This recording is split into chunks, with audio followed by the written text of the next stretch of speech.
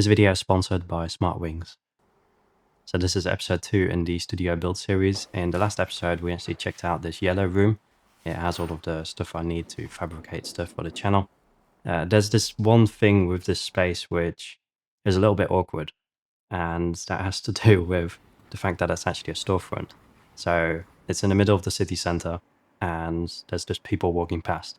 It feels very social for some reason, but when I'm sitting here talking to the camera, that feels a little bit too awkward for me. So it's one of the issues that we're fixing in this video.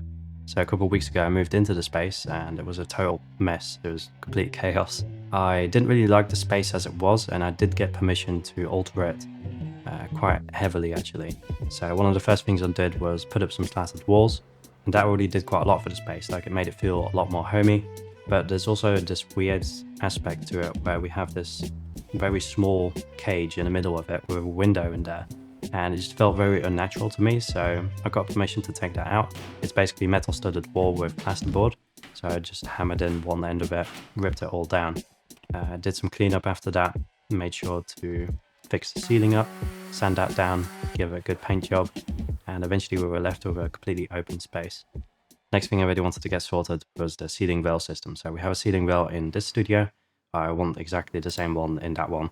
I ordered the Bresser system again. So I'm checking the ceiling here to see where the rebar is, so we don't drill into that, otherwise we'll lose a bunch of bits. And then marking out where that rebar is. After this, I'm drilling a bunch of holes into the ceiling. This can be very difficult, but I've had it quite easy in this apartment because it's built very nicely, so everything's super straight. The rebar is in exactly the same spot 2 meters further down the line as it is down here, so you don't have any difficulty in where you're actually placing this stuff. I just quickly want to interrupt the video there. It looks like I just put lag bolts on, the mounting thing and then hammered it into the ceiling and just left it there. That's not actually what happened. I hammered them in and then bolted them down, as you would probably do. You can pretty much hang on them and they won't fall down. So now I'm going about it in exactly the same way as the first studio, where I'm first mounting this frame onto the ceiling, and then after that I'll add the ceiling rail system. This is so that we can add some acoustic panels later down the line. Now, in the first episode, I actually drilled holes through the metal beams themselves and then mounted everything onto that. In this one, I actually want to use these connecting pieces and then connect the rail system mount onto this so that we can move it around as well. And if we ever want to take it off, then there's no holes in the tubes themselves.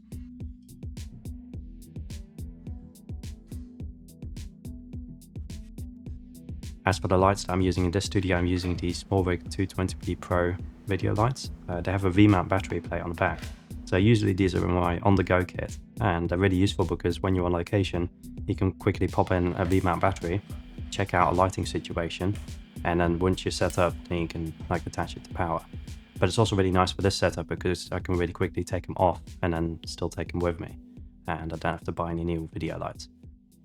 A couple months ago, SmartWings reached out and offered to send me some smart blinds, which at the time I didn't really have a use for because I didn't have a studio like this. As soon as I moved into this space though, I was thinking maybe I should reach back out, and I did, and they still wanted to sponsor the channel, and they're all motorized, so they go up and down automatically. You can use a remote or you can connect them to a smart home device or hub. The ordering process was fairly straightforward, so you just measure the width and the height of the window. You need a height for the Roman shades in particular because those actually have this nice pattern on there, and you want it to be completely dropped down. So that's also the shades that I personally went for. So the solar panels are really useful because those actually charge the motors. You don't have to charge them by hand with a power bank, for example. It came packaged really nicely and nothing was damaged in shipping, so that's really neat. In the packaging itself, you have this strip of sorts which is made out of paper, and that's actually a guide. So you just stick that onto the window seal, and then you could screw in the mounting points. The mounting points are little clips with springs in there.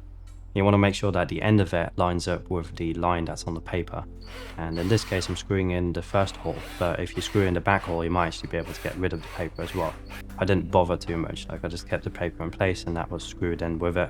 And then we just mounted the SmartWings blinds on top of that. You don't really see it anyway.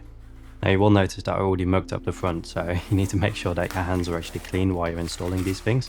I was able to wash it off though, so that's nice.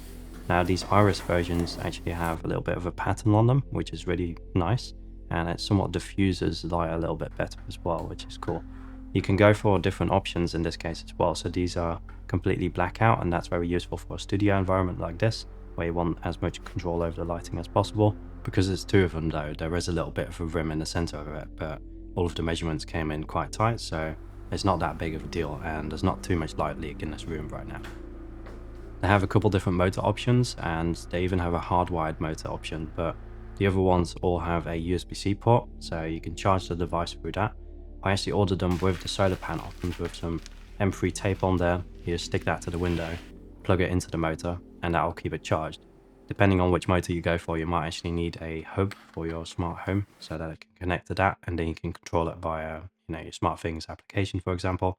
I actually ordered mine with a little remote so that I could order the hub later and then check out that whole situation with the application. The remote also comes with a wall mount, so just screw that into place and then I know where the remote is all of the time. As for the second studio, this window is a lot larger, so this is 3.60 meters. Still doing this in 2 goes. I wanted to do it in 3, but that seems to be more expensive. So exactly the same process. I unpackaged it, put that little strip on the top over there, and then screwed all of the mounts in place. In terms of the installation, I'm really chuffed with how easy these things are actually to put into place. And most of it goes into the prep work, right? You want to make sure that the measurements are exactly correct. And you don't want to subtract anything of it because they'll do that in a factory. Just measure it, enter those dimensions exactly, and then send that off to be shipped. Especially for this space, I'm very happy with the smart blinds because, as I come in here, I want to film a video, I hit the button, everything goes down automatically and I can do something else. But there is also a downside to it where, if they stop working, then you can't actually put them down anymore. And if I really need to shoot a video in here, that's going to be somewhat of an issue. It doesn't necessarily have to do with the laziness factor either, it's just that when something is standing in front of it, it can be very difficult to close the blinds. And as soon as you have blinds there, but they're very difficult to reach, you're not going to be using them a whole lot. So, I have this couch now, put it on front of the window with a nice plant next to it. If the cables were on the right side over there, I'd pretty much never use them. I'd just leave the window open all of the time. In this case, you could just hit a button and everything goes down. In general, the spaces come in together really nicely, so that back room over there is also my living room. That's why we have a couch and a chair sitting over there, but then quite strangely like a roof rail system or ceiling rail system with a bunch of video lights hanging around in the space as well. Somewhat double purpose. I like the look of it. It gives a relaxing feeling when, you're building something and there's a nice couch in the background, but I also need a place to chill out, eat my food, watch some videos, that kind of stuff. And there's a lot of work still left to do, but it's getting there and it's becoming more of a livable space, so that's good. I hope you enjoyed the video. I hope you enjoyed this series as well. It really helps me out if you leave a like, leave a comment, subscribe to the channel, and hopefully see you in the next one.